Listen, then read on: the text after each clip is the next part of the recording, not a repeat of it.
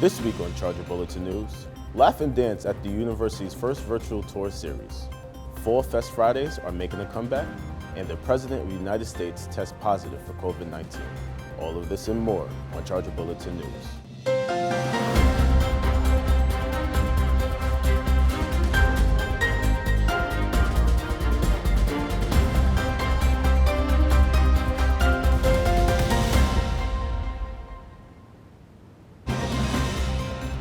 Hello and welcome to Charger Bulletin News. I'm Jada Clark. And I'm Richard Bolden. It's been a busy week, so let's get into the latest Charger news. As of Tuesday, October 6th, the COVID-19 dashboard states that there are 5 new active cases of the virus. All are in isolation, and those who were in close contact with them are placed in quarantine. The current number of positive cases is 5, with 4 being resident students, 1 commuter student, and 0 faculty. The number of people in quarantine is 46. 15 people are staying on campus, with 31 staying off campus. The total number of students tested is 3,201. The number of student positive results is 5. The number of total faculty/staff tested is 304. The number of positive cases in faculty and staff is 0.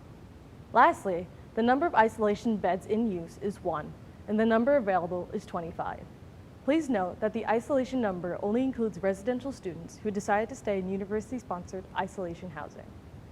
The COVID-19 task force reminds all students, faculty, and staff to wear a mask, wash hands often, and maintain social distancing while on campus. Are you ready to vote? If not, then get registered. From September 22nd to November 3rd, the Myatt Center for Diversity and Inclusion is hosting a voter registration drive. They will be providing students with voter registration forms and any other materials.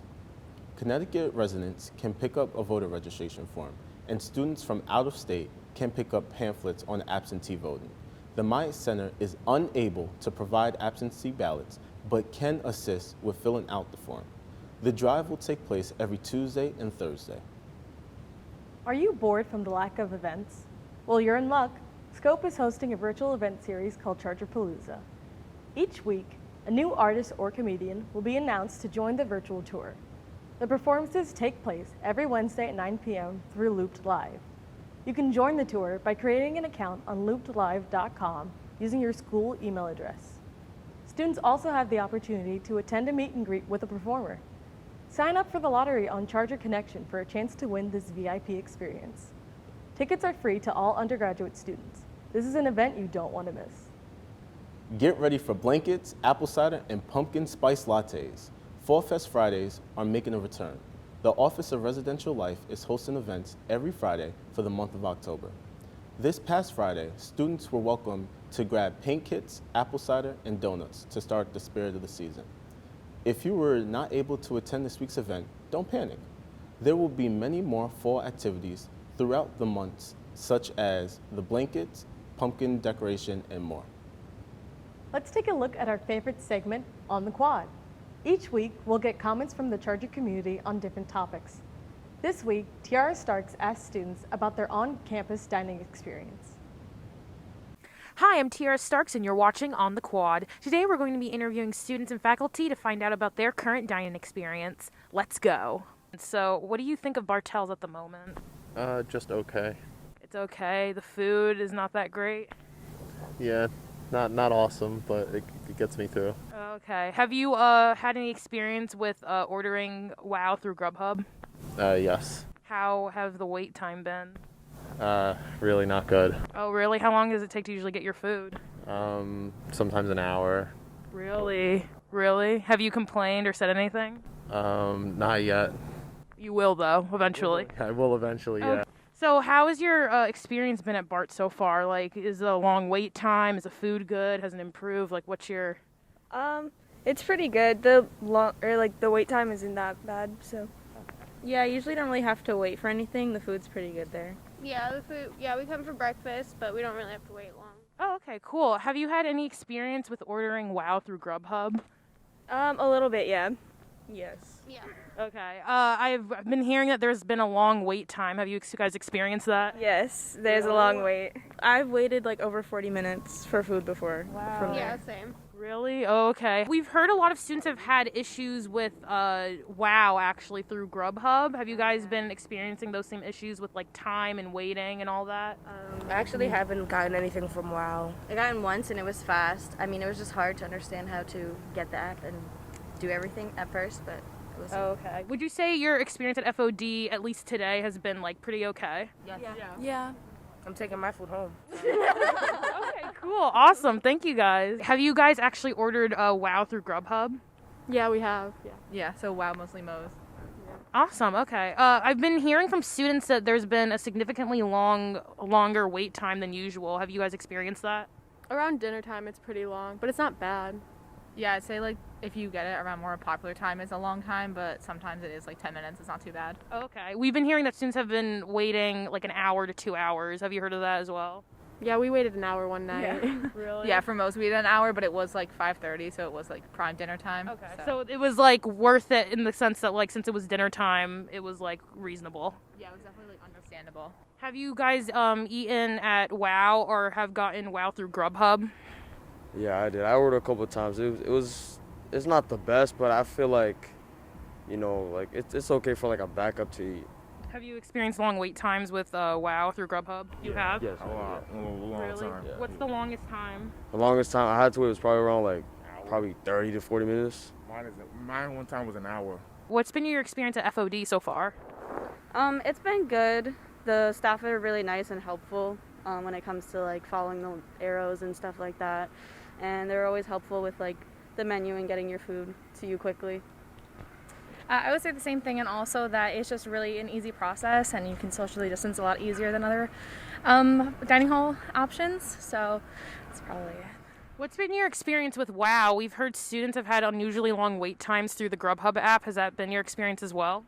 I personally don't go there that often, so I wouldn't know. But the couple times I have ordered, it's been later at night, so the lines haven't been that busy when it's later. And for me, I think it just depends on when you go. Like if you go super late at night, the lines are always long because people want food. So, but if you go like middle of the day or like even earlier in dinner time, I really don't. There's usually no line. So. Okay. Thank you guys so much. For Charger Bulletin News, this is Tiara Starks. Back to you guys.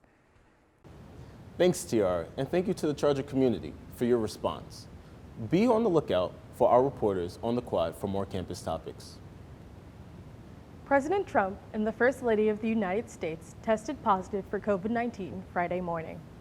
Trump was taken to Walter Reed Medical Center via Marine One helicopter. He spent 3 nights in the hospital, receiving intensive care from medical staff. Since his diagnosis, he experienced 2 drops in oxygen saturation levels. He was discharged from Walter Reed on Monday and returned to the White House in the evening. He exited Marine One and entered through the Blue Room balcony. While on the balcony, the president took off his mask and gave a thumbs up to reporters. As of today, 13 people within Trump's inner circle have tested positive for the virus. And now, let's check on the entertainment for the latest media news. Emily, anything happening this week? Thanks, guys. Not much happened in entertainment this week. Disney is taking over with multiple announcements for upcoming projects. Let's take a look at what's to come. Iman Vellani is the first Muslim woman to join the Marvel Cinematic Universe. She'll be playing Kamala Khan, a Pakistani-American teen in the upcoming Disney Plus series, Ms. Marvel. Vellani is a newcomer to acting, with this being her first major Hollywood production. Ms. Marvel is the first Muslim character to star in their own comic book. Now she'll become Marvel's first Muslim superhero on the screen. Disney announced last Tuesday that a live-action Lion King sequel is in development. The film will be led by Oscar-winning Moonlight director Barry Jenkins. The film is rumored to be a prequel movie that will explore Mufasa's origin story. It is not yet confirmed if the original live-action cast will be making a return for the sequel. And SNL is back Saturday after a 4-month hiatus. Chris Rock hosted with Megan Thee Stallion as musical guest. The show started off with a long cold open of last week's presidential debate. Jim Carrey made his debut as Joe Biden, with Alec Baldwin reprising his role as Donald Trump. SNL alum Chris Rock welcomes the show to a front row full of first responders. His monologue talks about COVID-19 and the state of our government. Lastly, Megan Thee Stallion leaves a powerful performance of her hit song, Savage. The performance included a statement of solidarity with the Black community. That's all for entertainment this week. Joe, anything new for our student athletes? Thanks, Emily. We have great news for our student athletes. Teams have moved into Phase 2 of return to play. Teams still have to follow all the same rules as in Phase 1, which include wearing their masks and no contact. But Phase 2 allows for practice size to be increased to about half of the team and times extended.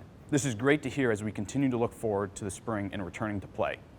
Now, in national news for sports, it's fantastic. The NBA Finals are heating up as the Miami Heat cut the Lakers' lead in the series to 2-1, with a huge win Sunday night, winning 115-104. The Heat plan to keep the momentum going into Game 4 tonight with tip-off at 9 p.m.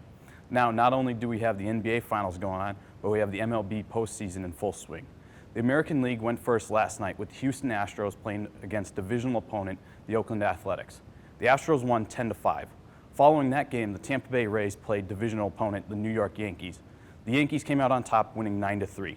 Now tonight, the NL takes their place as the Marlins take on the Braves with first pitch at 2:08, followed by the Padres and Dodgers at 9:38. I'm excited for all these games taking place. That's all we have for this week in sports. Back to you, Jada and Richard. Thanks, Joe. Hopefully the Chargers are all set for next week.